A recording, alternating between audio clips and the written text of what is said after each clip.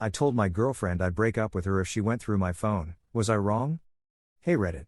I've always believed that trust is the foundation of any relationship. Without it, everything crumbles.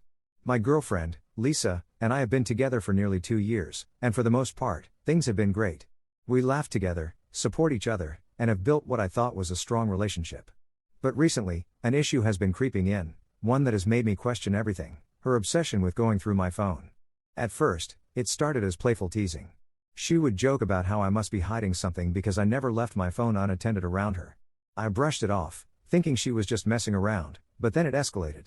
Whenever I was texting someone, she would lean over and try to see who it was. If I received a notification, she would ask, "Who's that?"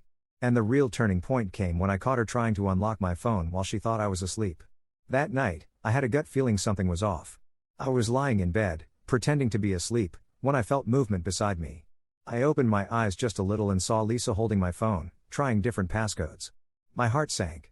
I wasn't hiding anything, but the sheer invasion of privacy was a red flag I couldn't ignore. I turned over and asked, "What are you doing?" She froze, looking like a deer caught in headlights, then mumbled something about just checking the time. But I knew the truth. The next morning, I confronted her about it. I told her outright that I wasn't okay with her going through my phone and that if she truly trusted me, she wouldn't feel the need to snoop. She got defensive, saying that if I had nothing to hide, then I wouldn't care if she looked. That logic infuriated me. Trust isn't about proving you have nothing to hide, it's about respecting boundaries and believing in each other without constant proof. I laid it out clearly.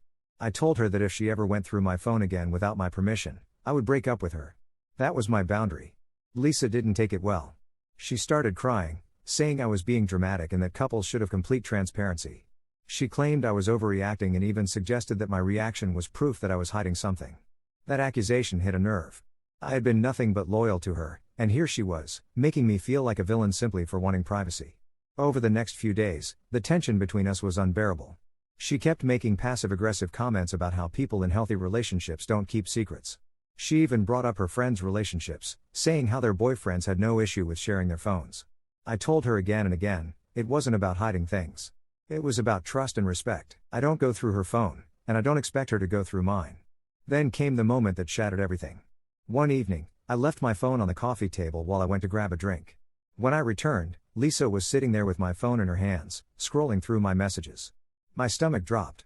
She didn't even look guilty, she just stared at me defiantly as if daring me to do something about it.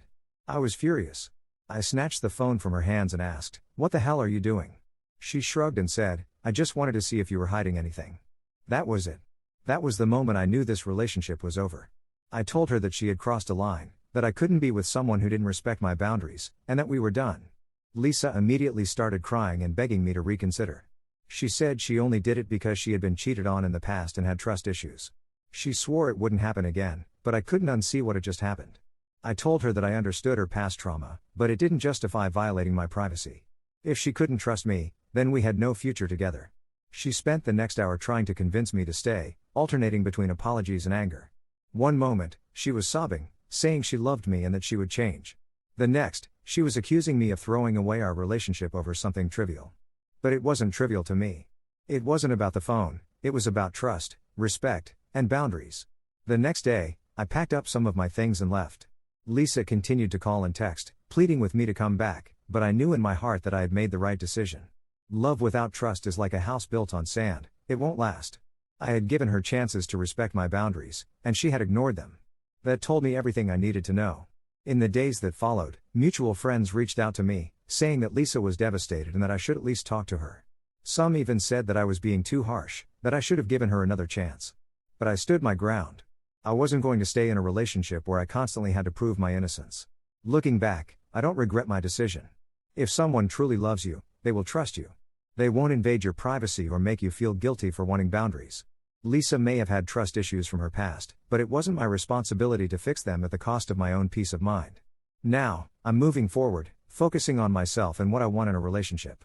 And I know one thing for sure, I will never be with someone who thinks snooping is a sign of love.